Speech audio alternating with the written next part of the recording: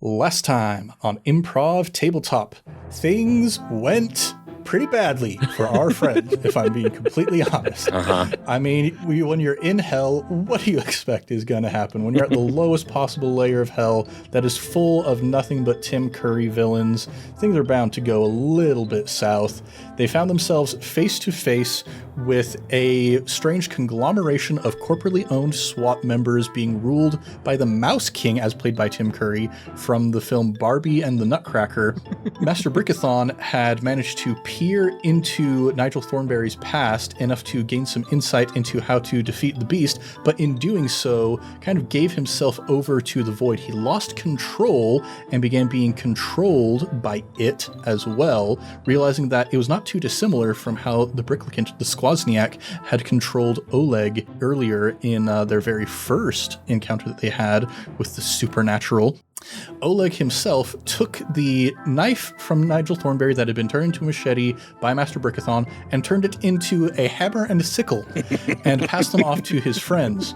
Pilfer decided he was going to use the sickle as a hammer to defeat the SWAT officers, but the sickle got stolen by Master Brickithon and used to slash Pilfer so hard that he saw the consequences of all of his greatest regrets in betraying Captain Brickbeard and went unconscious, the final thing that he saw and heard being a bean and a bean-like chuckle. He was taken out, gained some doom, and the rest of the battle also was kind of going pretty poorly. Sam Studd tried to create a Megazord, but it was pretty lackluster. He tried to summon a big army of Tom Hankses, but you only got Woody and Forrest Gump. It wasn't until Oleg decided to try and instill the rage of the proletariat into it by giving it class consciousness and by trying to reconnect with Master Brickithon through the haze of the weird goop that had covered his brain, that he managed to finally start gaining the upper hand. Master Brickithon came back to his senses and, using the hammer and sickle, transformed them into a longsword with his wonderful memories of his brother going to the Ren Fair with him, and used it to finally slay the beast. I wonder if that is the longest string of new sentences that we've created. Gotta have some kind of record. I'm just basking in it, letting it wash over me. I'm glad this isn't a video podcast, but I do sometimes wish the listeners could see Ned's face slowly contorting more and more as he tries to remember every detail, and I think slowly begins to question his own reality.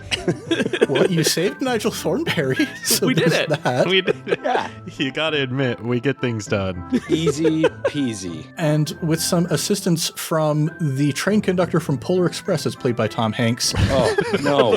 You began heading your way back up to the surface, leaving Sam Studd to get back to his work on the 7th layer of hell. And that is where we left off. So what's going to happen when our heroes, Troop 4x2, get back to the haunted campsite and have some time for downtime? Let's find out here in the world of The Tension Builders.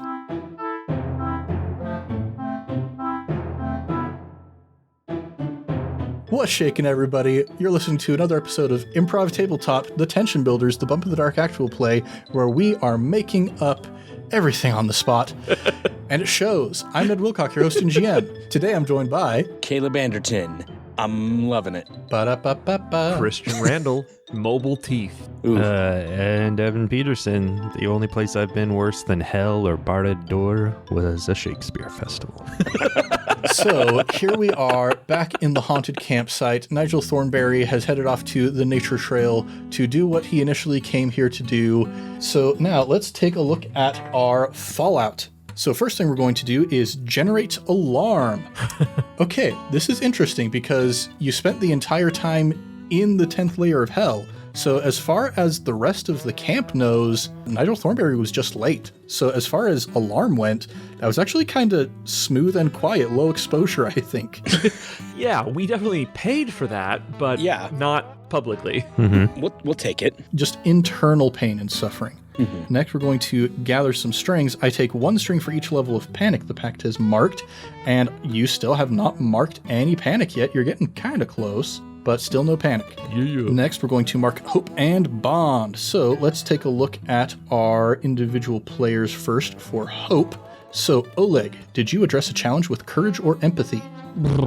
If there is anything more empathetic than inspiring the proletariat to act. I don't know what it is. With our sickle and our hammer. Exactly. All right. Did you embody your background or drive? My background is foreign exchange student, tech whiz, vaguely Eastern European. I think I did. I think I embodied some Eastern European philosophies and ideals. I think I did. All right. I can't help noticing that you're marking luck on your sheet. You should be marking hope instead. That would be better for you. Yeah, let's do that. Luck would be bad to mark fully. Bad thing happening from getting your luck track full? Imagine that. Next, did you express your beliefs or were they tested or changed? Big time. Master Brickithon always knows what to do. They were definitely tested. He turned on me. He came through in the end, but at what cost? And it made me sad. All right, go for that. And did you portray your relationship to the troop or the people of Camp Studston? I think with Master Brickithon getting mind controlled and then us pulling him back from the brink, that was definitely a moment. Yeah, and I think your drive is quite tied to your relationship with the troop that you will bring together instead of pull apart. That even while Master Brickithon was being pulled from you by the influence of it, you managed to help bring him back. So I think that works. Wicked. Now, let's go over to Pilfer. So before we start getting into the specific questions, there is one little bit of housekeeping that we get to do for you in particular. Oh no. What now? So, facing the darkness always changes you in some way. When your luck runs out and you mark doom, modify one of your beliefs to reflect this and clear your luck track. Whoa. So you currently believe that Oleg is a wizard, his technology be a mystery, and that there's no problem you can't build your way out of. I feel like if I change any of these to be like their inverse, they'll be much harder to act upon in future missions. Because it seems probable that this would challenge my belief that there's no problem you can't build your way out of. But in future missions, how do I act in a belief of building won't save us? It doesn't necessarily have to be a direct inverse. It can be a slant, a digression of this belief as it's moving in a different direction, but maybe not necessarily a full 180. It could also just be a complete change. Like it could be a totally new belief. Like you could drop that one and just put a new belief there. And it says modify one of your beliefs to reflect the change that the darkness has instilled in you. So I guess maybe that's the question to start with, is how do you feel like this brush with the darkness has changed Pilfer's outlook? Oh, I don't want things to be Master Brickithon is evil. Well, I don't want things to be so glum, but like I was thinking like his trust in his teammates is like you can't trust your own troop. Oh no, your own crew? Oh gosh, yeah. Everyone can perform a mutiny. Ooh. Well, here's the thing, like with gaining XP from your beliefs, you gain hope when you express your beliefs or when your beliefs are tested or changed. So if you decide to change one of your beliefs to I can't trust my crewmates, then if your crewmates start proving to you that they can be trusted, that's a way that your belief can be tested. So either way, it's going to lead to some character growth and development. Okay, I no longer believe Oleg is a wizard. Was it when I magically pulled out a hammer and sickle from the air? You're like, nah, that just makes sense. Okay, actually, that's a good point. I no longer believe there's no problem. It wasn't from the air, it was from the magic knife, the machete. Right. I'm getting rid of there's no problem you can't build your way out of. And I'm changing it to any crew is capable of mutiny. Oh, that's rough. All right. So, do you feel like you expressed your beliefs or they were tested or changed by any chance? I mean, they were changed quite dramatically. I would agree. Quite literally. Go ahead and mark hope for that. Mark hope because you have realized that any crew is capable of mutiny. Well, I have hope in myself. There you go. Did you address a challenge with deception or charm? I lied to someone, didn't I? I feel like I tried to smooth talk someone at some point, didn't I? You did put a chamber pot on your head and pretend that it was a hard hat. That's true. I did, yeah. Okay, yes. We were pretending to be construction workers or something. Yeah, Correct. And Jay just was like, amateur hour. And I was like, who are you? You can fool an average construction worker, but not the infernal investigator himself. Yeah, that's fair. Next, did you embody your background or drive? It's annoying because I didn't embody my drive, but Jay did basically summon my worst enemy to come to camp and kill me, so... Uncovering the mysteries of your precognition curse. I mean, you've started moving towards that. Yeah, but it wasn't me uncovering any mysteries, but we did move more towards it. This was maybe my least piratey adventure as well. Well, you did. Okay, your piratical past is promptly perturbing you, which isn't necessarily your belief, That one's mine. but it does tie in with your background. And my drive. Yeah. I'd say half. I could say halfway yes, so I'll leave it up to GM discretion. Yeah, I'll say you embodied half of your background and half of your drive. For one whole hope. Very generous. And finally, did you portray your relationship to the troop or the people of Camp Studston? I went out in a blaze of glory trying to save us. Big blaze of glory, big effective blaze of glory. It didn't work, but I'd say yes. Booyah. And then over to Master Brickithon. Did you address a challenge with cleverness or knowledge? Did I? You connected the dots of how to turn your memories of the ones you love into a weapon you can use against it. Yes. That was massively helpful. Yes. Mark A. Hope. All right. Did you embody your background or drive? I learned to protect those around me perfectly. Oof. I mean, I went against that drive pretty bad. But in meeting these things, I definitely added to my knowledge of the occult. That's true. Lifelong researcher. I'm going to say yes. What better way to learn about the occult than to let it take over your mind? Yeah. To defeat your enemy, you must first drink from his magic fountain. I think that's from a Kim Possible episode. You're like a priest who got possessed on purpose. Yeah. Then did you express your beliefs or were they tested or changed? Pilfer's piratical past is promptly perturbing us. I'm going to say yes for that one. Makes sense. And did you portray your relationship with the troop or the people of Camp Studston? I'd also say yes, because when I got taken over for a bit, when Oleg came and gave me that beautiful hug and brought me back to myself, it was a good moment. Coming back from the brink because of the people you care about. All right. Sam Stud, did you address a challenge with influencer analysis? Of course I did. I'm the best private eye in the entire 9 hells. Cool. Take 4 hope, and you're not here, so we're going to give those to your friends. Aww. Everybody gets a hope. Everybody gets a hope, and then there's 1 left over. Who wants it? I think Pilfer should have it. Agreed. Pilfer could use a little bit of extra hope in this moment. Oh, thanks, guys. Now I'm 1 away From being hopeful? from a full hope track, whatever that means. I don't think anything happens necessarily when you fill up your hope track, other than you can't gain any more hope after that. So this is a smoke 'em if you got 'em kind of situation. Oh, yeah. I forgot their currency. I was like, so what's the point of all this? Yeah, you got to spend them. Yep, hope goes in, hope goes out. Now, Bond for the Pact. Did you successfully complete the hunt? Boy, We did. by the skin of our teeth. Nigel Thornberry sure is not in hell anymore. Yep. Oleg, I've told you, you need to be brushing your teeth more. They should not have skin. How else will we succeed then? I need skin on my teeth so that we can succeed. Oh, that... okay. Did you get in over your heads? Yeah. Definitely. Yeah, I think so.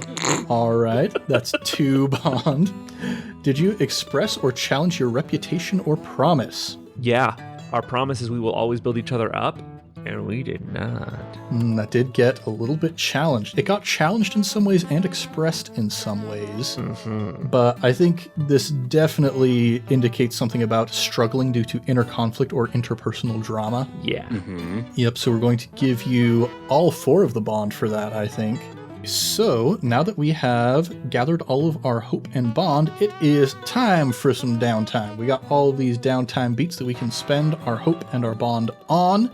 I will remind us at this time that we currently have 2 ongoing progress clocks, 2 projects, one to investigate the door device, which is currently at 2 out of 8 ticks marked, and finding Pilfer a new solace, which is at 3 out of 6 ticks marked. Yeah. That might be a good one to try and get filled up soon, because it turns out that not being able to seek solace so that you can get rid of luck leads to unfortunate results. Guys, I just realized I think we've all been forgetting that we took a special ability as a troop called Plot Armor, where we can just for free give ourselves an extra dice to any roll I definitely forgot that. once per hunt. We should definitely keep that in mind. I definitely, yeah, that could have been really helpful. Plot armor. Yeah, reveal how your training prepared you for this specific scenario, take 1 die, or increased impact to your action roll, your choice. Oh boy, yeah. Yeah. That's once per hunt. Once per hunt. Yeah, we need to use that.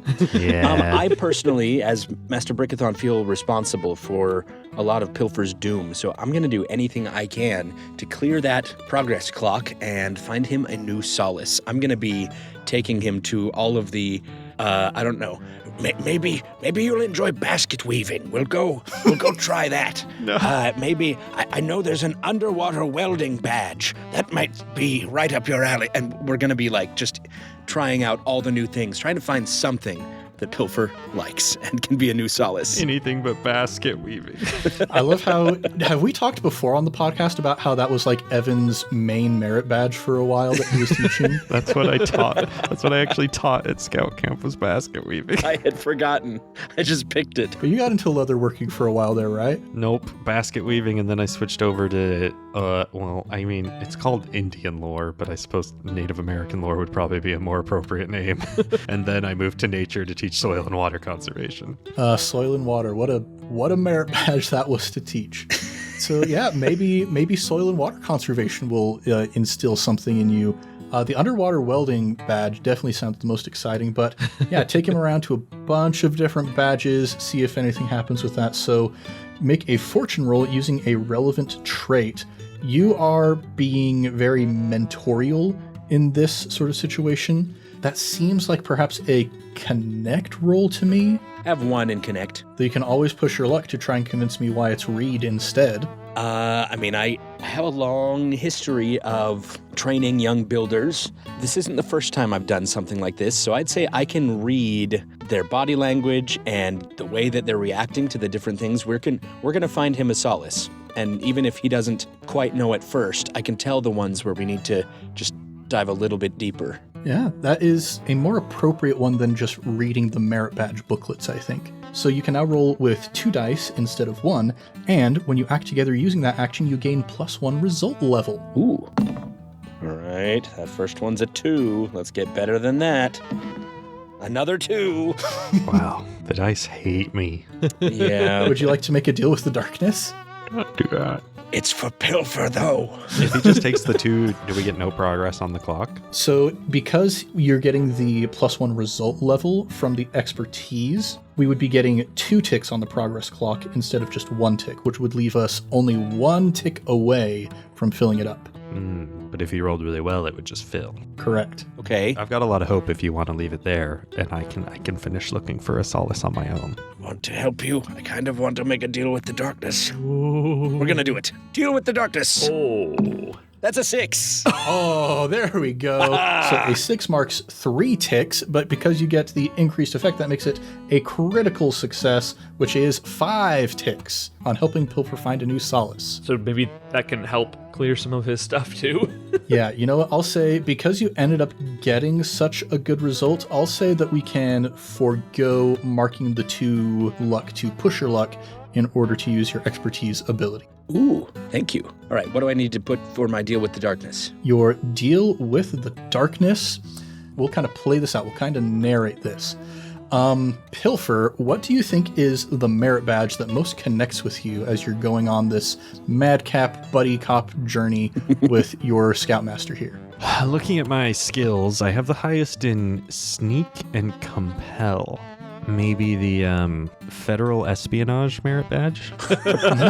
Maybe you were a little bit inspired by your friend Sam Studd when you were down there watching him investigate? Yeah. Heck yeah. All right, federal espionage. So is your new solace spying on people? Yeah, going undercover is my solace. I go to other troops and just infiltrate. I blend in with my 1 arm, 1 leg, and 1 eye. Exactly what I was saying. I love how the person missing all these body parts with a hook for a hand goes undercover and nobody notices. Oh man, that's another detail that I forgot in the everything that was happening in the recap. Pilfer, you lost your hook arm. So it's not just a hook hand, you're missing an entire arm. Yeah, We should fix that. That's going to be a thing probably, isn't it? Something about your characters losing arms. Didn't I lose an arm? You also lost an arm. It's on your character sheet that you lost an arm. I genuinely cannot remember how you lost an arm. I have no recollection. We have not been the best about tracking our wounds. Yeah, that is definitely the mechanic that my brain is most blind to in this system here. Maybe one of our listeners will jog our memory about how that happened. Well, I'm going to use stuff to heal myself up this downtime anyway. Okay. Should I? Wait. I know mechanically I'd be taking another worse thing, but if it's not on my sheet as a wound that I lost an arm, there's no way for me to get it back mechanically, is there? Like, should I ask to mark it as a wound so that then I can use the downtime action to get it to fix my arm? Well, at this point, it's more flavor than it is mechanic. So Okay, I can still function. yeah, it's not actually going to affect you from a mechanical standpoint that you currently only have one arm. I mean, you had already adapted to only having one hook hand. So, I mean, maybe you can press gang Giles into building you a new one or something. Nice. Okay. All right, so that is our first action of our downtime. That's going to be 2 hope from Master Brickithon to work on that long-term project on behalf of Pilfer. You know what? Something just came to me. This bunker that we live in was the previous home of the Brickithon. Yes. And it was collecting materials. It was. There's probably an arm down there that you could find. That's true. This is where Alvin was built from. That is, my plan was either to take one of Alvin's arms or go down there and grab a different one. And do you want to just do that now and grab one for Pilfer while you're at it? Sure, I will go ahead and recover, which is 2 hope. I will grab myself a new arm, pop it in. I'm going to find the beefiest, muscly arm that I can find. I'm going to pop that in for me, and I'm going to find, like, one with a really cool tattoo for Pilfer. I'm trying to think if they have made any like specialty arms, because most arms, they're just like exactly the same shape. It's just like the color or the painting on them. I know they've made like the Hulk, but I don't know if that arm would fit onto a regular minifig. I'm looking at an image right now. I'm going to screenshot this for you guys and send it in the chat. All right. This is the arm I find. Oh, dude. All right, and now I get to employ the gift of language to try and convey to our listeners what this arm looks like. It is, Trogdor arm. Trogdor beefy arm. On a minifig. It's a regular Lego minifig, but its arms are buff. Imagine like a buff human arm with all of the various bulges of all of the various muscles of the shoulder, the bicep, the tricep, all of that, except short, stocky, and the forearm is just like a little bit of a nub in there. So one of my arms looks like that. The other one is a regular Lego arm. And then this is the arm I'm going to find for Pilfer. All right, it's in the chat. Ooh, that's some nice like Ed Hardy kind of stuff right there. Yeah. Ed Hardy is the Lisa Frank of tattooed men. Lego minifig arm with a heart tattoo with an eye. We got a moon with a star, a dagger, a rose. Yeah, the heart with an eye is also weeping. Yeah, it's. I don't know that it's a heart. It might be the flower, a bleeding heart, which is one of my favorite flowers. Interesting. Okay, I have like a biker arm. I don't have to roll for anything like that, right? So as far as rolling goes to recover, if you don't have a connection ally or fellow hunter who can help, use the acquire asset beat to gain access to someone who can. If you opt to do it yourself, mark 1 luck. And then you just clear the wounded condition and all wounds. Oh, interesting. So I will mark a luck because I'm technically doing this myself, even though we have the asset of extra body parts from the Swazniak. I guess you could ask Alvin to come along with you, but as soon as you're like, yes, we are going back to the place where you were birthed, he's like, I don't think I want to go back there. All right. I have bad memories of that place. I will mark a luck. So yeah, with that, you don't have to roll anything else. You just get rid of your wound, and Pilfer, your friend, comes up to you with this fancy new arm. The question is, are you going to put your hook on it? I did not grab the hand. I specifically left, it had a hand, and I took it out and I left it because I was like, no, Pilfer needs to have his hook. If you had left the hand, I was about to pull out my cutlass and cut it off. I know my troop member. Okay, so yeah, no hand, perfect. Yeah, so I'm now an Eastern European with 1 buff arm. I'm gonna roll a d6. 1 through 3, it's my non-dominant hand. All right. That's a 6. Okay, so my right hand is super jacked now. Beautiful. It's like that Piccolo meme. Yes. And then I've only got 3 hope left. I'm gonna go ahead and seek solace. Pilfer, I bring you arm. Check out my super buff arm. You like it? Indeed I like it. You're looking very hardy. Yeah, I like your tattoo arm. Also very hardy. Ed Hardy. And then you put on sunglasses and bunny hop away on your mountain bike. It's not me usual. It's not me usual vibe, but I think I could grow used to it. I'm gonna give you a pat on the back and send you sprawling. I am going to go look at the stars now. I was in hell too long, separated from the sky, and I tell you what, it really did a number on my noggin. I will spend 2 more hope to seek solace, look at the stars. It does take me a minute to figure out how to properly adjust the telescope now that my arm is so massive. I keep moving it too far, but eventually I'll get it. I will roll 3d6 because I have 3 unmarked doom, right? Yep, and you take the highest roll and clear luck equal to that. And if I overclear my luck, something happens. Correct. All right, so let's see what happens. Ooh. Because I rolled a 5. I only had 3 luck. All right, what if I disappear? Oh no. Go to look at the stars and just never come back? Well, I mean, I will eventually come back. Maybe that's your next hunt or something, but Hunt for Oleg. get lost. Your hunter vanishes for a few weeks. Play a different hunter until this one returns. And when they come back, tell us what they got up to and clear all conditions. But we also have guests coming in, We do. and so they could help find me. And you could play Alvin in the meantime. You could play Giles in the meantime.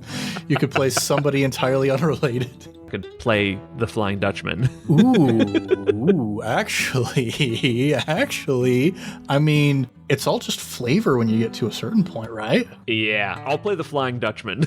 Okay. So, all you know is Oleg pats you on the back and says his noggin got noodled in that last one, and he goes off to look at the stars, and that is the last you see of him for a while. Well, bye.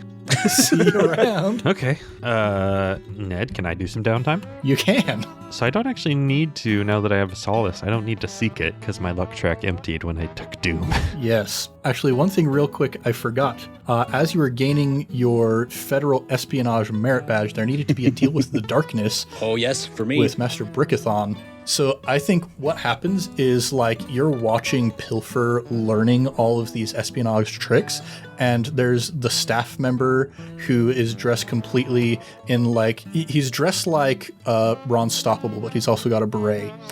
He is showing all of these cool tricks, and at one point he does some espionage on you, Master Brickithon, without you realizing it. And he secrets that information back to somebody else, and we are going to add 1 tick back to the investigate the door device clock. Oh man. Oh, no. I feel so guilty. It's okay. I was feeling pretty guilty for what I did to you, so it all evens out. Guilt upon guilt. Okay, so I'm not seeking solace, but I am at espionage class, or the area, you know, practicing, having fun. And I would like to spend 2 hope and do an origin story flashback. All right. I like it. A flashback showing a pivotal moment in your hunter's life before the pact. Take a new ability that fits with what you described from any playbook. So I'm looking through like costumes and learning about like how to change your appearance. I get to one that I like stop and hold in my hands, and we flash back to Pilfer running through the streets of a marketplace in Havana, Cuba, with the treasure chest full of gold that he's stolen from Captain Brickbeard.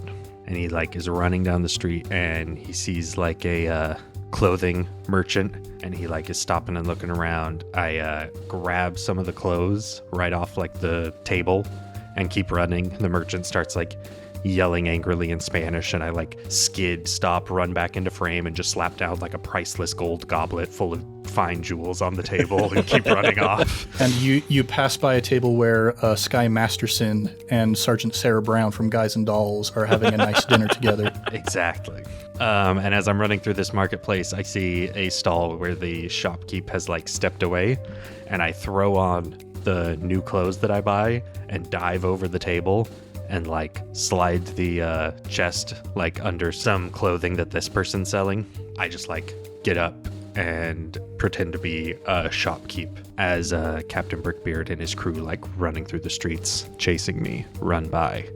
And that is the first time in my life that I used a disguise in order to get out of a sticky situation. Very nice. And I would like to use that to take from the Icon playbook the undercover ability. When you use a disguise or other form of covert misdirection, gain increased impact on attempts to confuse or deflect suspicion. There we go. When you reveal your true identity, the resulting surprise gives you an advantage. Okay, so this is kind of akin to Tonan's ability that he had in Blades in the Dao Fei. Oh, yeah. So this is, I've gone undercover a couple times now.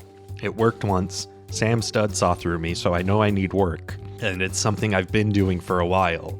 And now that it's my solace, it seems to make sense that I'd be actually getting better at it. And definitely ties in with your 2 dots that you have in Sneak. Exactly. Okay, very, very good. So now we have 5 hope left for Pilfer, 4 left for Master Brickithon. Anything else you guys want to do? In the same vein, can I use 4 hope to level up and get better at Sway? You may. Oh, or should I do Connect? Sway. We'll do Sway. Yeah, describe how recent events have changed you, take a new ability from your playbook, or mark a new action dot your choice. I mean, I think we've already talked about how recent actions have changed you. Yeah, in line with everything else, getting the merit badge, and I'm learning how to, more properly talk my way out of things and convince people. I'm reading, you see me in the campsite reading How to Win Friends and Influence People.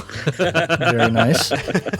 Anything for Master Brickithon? Yes, I really want to level up, but if I do that, I spend all 4 of my hope, and that means I don't get to clear any luck, right? Correct. Oof. You've only got 4 luck, I've only got 4. and you would be rolling 3d6, and if you rolled a 5 or a 6, something bad would happen. You can handle taking Doom. Yeah, I can handle it. I did find there's a cool ability in Shield. It's called Protective. It says clear 1 luck when you protect someone from harm. If you also refuse to resist the consequences, gain 1+1 die on a follow-up action. That does seem in line with Master Brickithon's vibe. It does. I kind of want to do that, but leveling up also sounds good. Okay, we're going to do that. I'll also spend 2 hope to have an origin story in order to gain the protective ability from the Shield playbook. Very nice. So what happens in this flashback? There's a lot of reasons that Master Brickithon wants to do this. A lot of it is just this growing responsibility for his troop members. And as we're getting into deep, bad stuff here, and I want to be able to protect them from it. That's my drive. I want to be able to protect these people perfectly. So this is going to be when Master Brickithon was a little green troop member himself. So this is a very long time ago. It's in black and white. It's It's like a Popeye cartoon. it's a silent movie, in fact. Yeah, everybody else's flashbacks, full color. Yours are silent movie, black and white. This is going to be a time when I was out with one of my troop friends, like buddies from my troop, having a good time. Maybe we're out on the canoes, and one of the sea monsters from the lake comes up. And you see us kind of cower back, and then the screen goes black, and there's the text on there for the silent movie that says, "Oh no, a sea monster." And then it goes back to the action, and you see, as we are escaping, there's a point where this friend is about to be overtaken by the monster. We're almost to the shore, like we're out of the canoe, we're running through the water, splashing the shallows. He's gonna get swallowed up. And I dive and tackle him and get him out of the way, and we're both able to make it just in time. But that is where a lot of this protective instinct first started. And another title card shows up that says, Master, wait, you wouldn't have been Master, were you Master Brickithon when you were a young scout? Probably not. This is probably Apprentice Brickithon. Yeah, the title card shows up, Apprentice Brickithon, you're everybody's best friend. I would watch the heck out of a Lego silent film. Too. All right, there we go. A nice origin story. Do we want to spend bond for our troop for anything, guys? Or do we want to keep saving up? Well, we have 5 bond, which means we can do a remodel. We can make friends. We could galvanize or chosen family. Didn't we want to do something so that we could get the vehicle going really well? Yeah, so we've already got the 1 upgrade for the garage, and if you upgrade the garage a second time, you can get a second space with a second vehicle. Or if you turn it into an iconic vehicle, you add a detail to it that makes it better than what you already owned, and it can comfortably hold 4 people plus your gear. Right now, the Argo can comfortably hold 2 people. And then a second upgrade on top of that makes it battle ready. We could also upgrade the armory, and then I would be allowed to legally have my gun, which Ned has been very politely letting me have, even though it's not unlocked. It's your hidden weapon. Mm-hmm. Yeah. Real quick, to finish off mine, I do want to spend my last 2 hope to work on my mysterious door device clock. Indeed. I'm going to spend some time reading up on it, researching my books. I'm going to, let's see, Oleg, we had your little ghost device. Take a picture of it and sort of cast an identify spell on it. Yeah, the ghost camera. Yeah, I'm going to dive deep. I'm going to go, even if I don't have the right books in my library, I'm going to search for more within the camp, and I'm going to really dive into these memory devices and see what I can find. All right. Sounds like read to me. Hey, Ned. Hey, what? In the middle of hunts, we're typically, it seemed, I guess not the Shakespeare Festival. For the other 2, we've been on sort of an odyssey to another far-flung land. Is kind of the idea in spirit that we would be able to mid-hunt, like go back to camp, regroup, go to base. Because I'm thinking about things like the library. I'm wondering how it would be helpful to give it high-speed, reliable internet access. And it seems unhelpful during downtime, but helpful if, like, we've got 4 clues. We should go Google these. Like, is that the idea, that we could theoretically go back to base mid-hunt? Correct. And let's be realistic here. We'd be asking Jeeves. Right. Yes.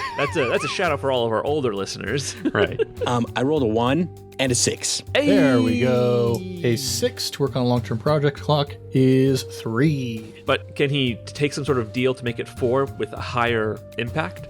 If you push your luck or make a deal with the darkness, you could try to roll another die to get a second 6, which would turn it to a critical success, which would get you 5 ticks. I'll leave this where it stands. All right. 3 puts me at halfway. Correct. So you went 1 step back, 3 steps forward. Progress.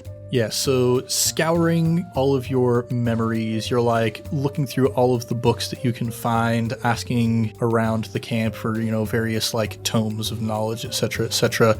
And I think at one point you're kind of like, you've got a book, you're pacing up and down the hallways of the bunker, and eventually find yourself back in that room full of all of the spare body parts.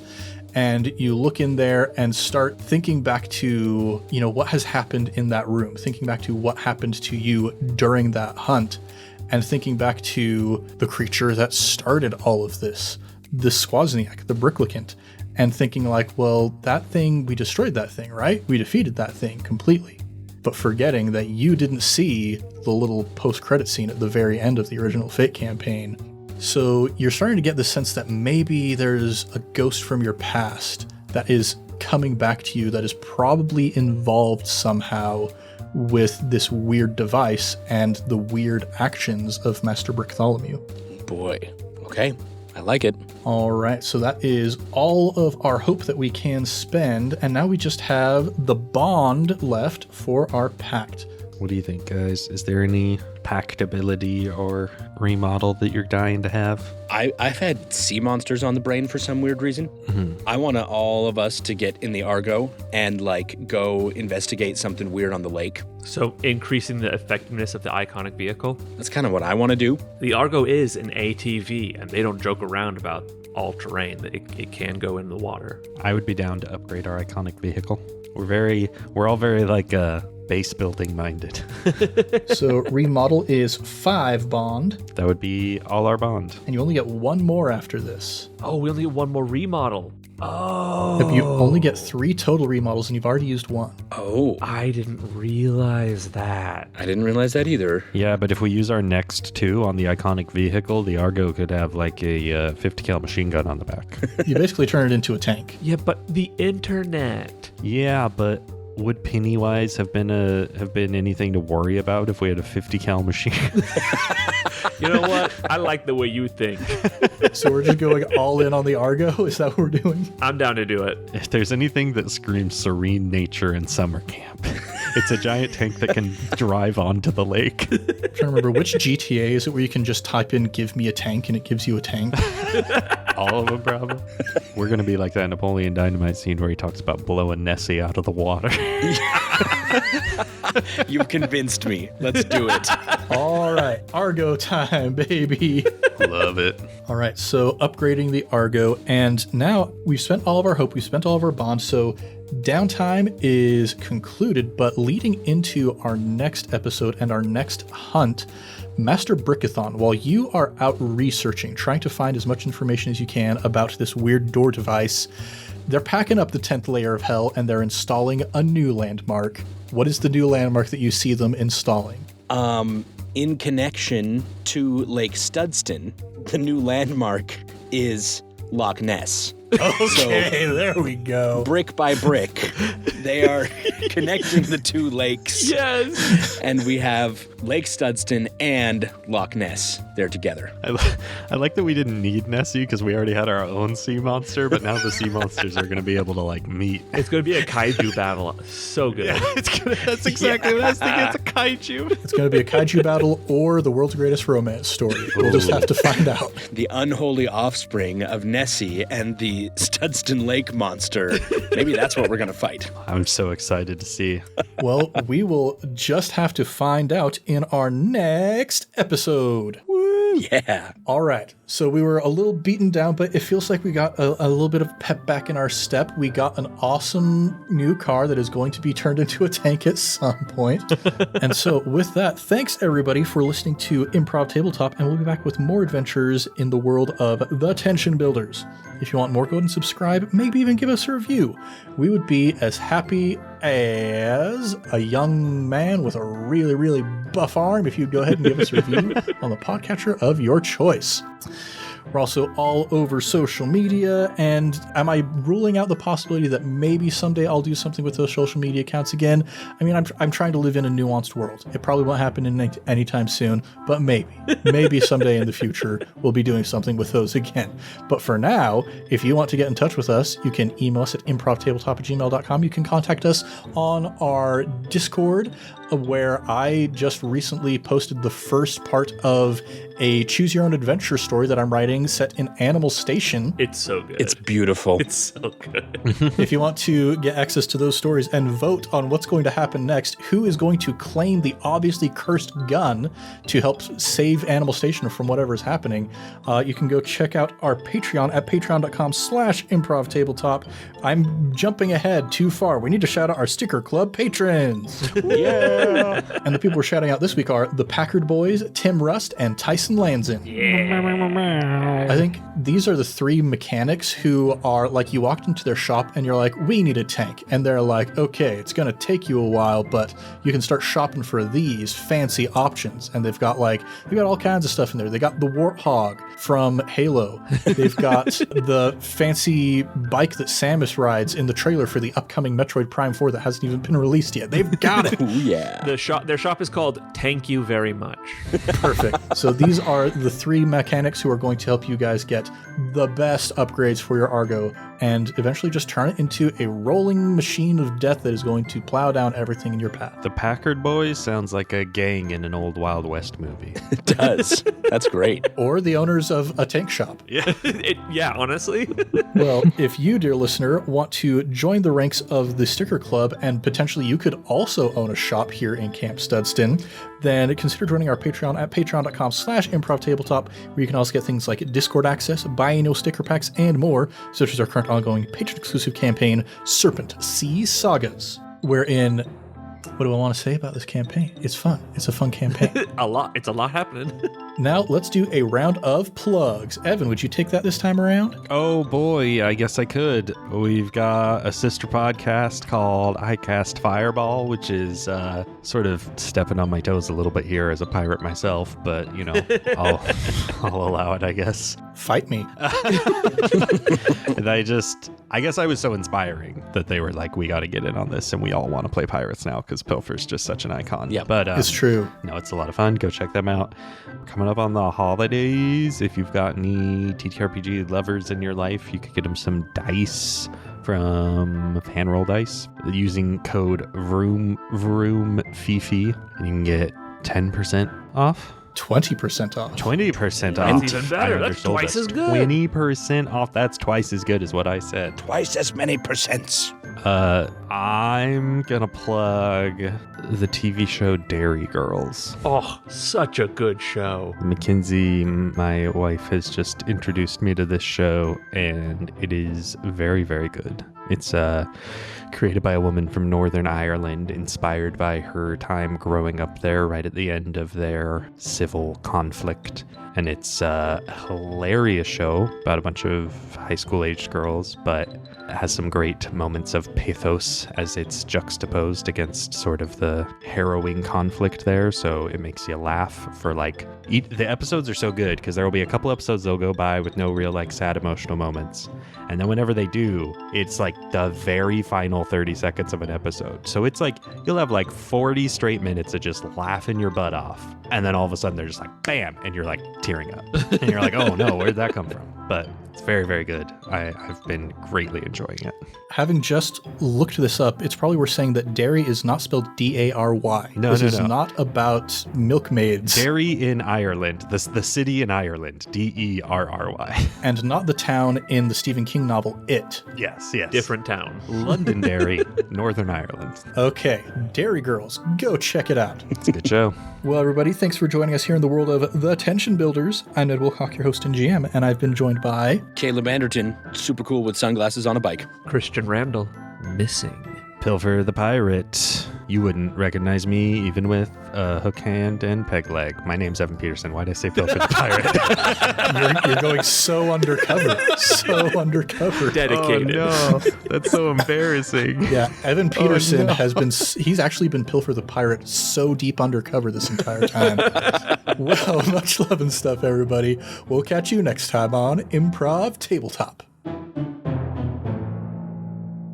Christian, how and why did you end up with a new arm in this process? That we don't remember. He lost an arm somehow. Oh, that's right. At some point, he lost an arm. There's our fans who actually listen are all screaming at us exactly how he lost his arm. Obviously, it was when you wrapped yourself up in the fibers of the carpet or something. Was it in Barad-dûr? No, I think it was in the fight with it. It was in hell? I just don't remember what moment happened, because that fight took 2 episodes. The word armless was added on September 13th. All right. Looking at the edit history of the Google sheet. Okay, so the one that we recorded on September 13th. Now, this is the real hunt. This is our real sleuthing we're doing right now. Oh, which episode was that? So it would have been our second episode of this hunt when you got down to the sewers. It was probably Terry the Toucan, now that I think about it. I think Terry the Toucan took my arm. Mystery solved. Mystery solved. You gotta admit, we get things done. We here. sure got it done. No questions left.